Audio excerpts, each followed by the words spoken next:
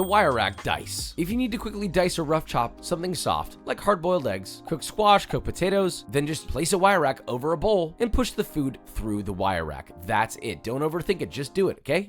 Nike. I mean, look at these eggs. A lot of restaurants will do this for things like egg salad, because imagine cutting this by knife with 300 eggs. This is a fan favorite. You've seen it on my YouTube shorts. Most people, when they zest things, they do this. Big problem. It does work. There's nothing really necessarily wrong with it, but it's not gonna maximize the zest. This applies to any citrus. Citrus in one hand. Microplate. Don't grab it down here. Don't grab it up here.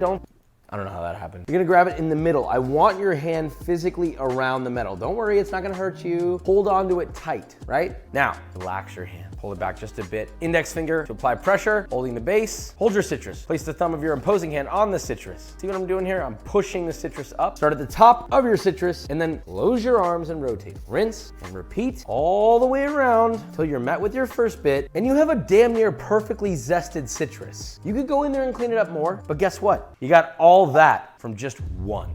Using kitchen shears for everything. When it comes to cutting things such as vegetables or even a piece of meat like a steak. Look, I get it. What if you just use a pair of kitchen scissors? You can cut directly into a heated pot, into a bowl, onto a plate. This is less of a hack and more of just like a people don't even think to do this. There are some cultures in the world that know this, but now we're passing it on to you. Parchment paper cleanup. When you're peeling a lot of potatoes, or anything for that matter, always do it over a single sheet of parchment paper. Then as you're peeling, let all those peels fall onto the parchment. Once you're done, gather up the parchment and toss in the trash. You can obviously recycle the parchment paper separately. Now, a 5-minute cleanup becomes a 10-second cleanup. I know, this can feel a little wasteful. Ultimately, parchment paper is meant to be used and then thrown away. So its job has been done, but you can also use compostable/recycled parchment paper. That's always a little better. You can also reuse it for other things as essentially a garbage bag. Curing proteins for maximum flavor.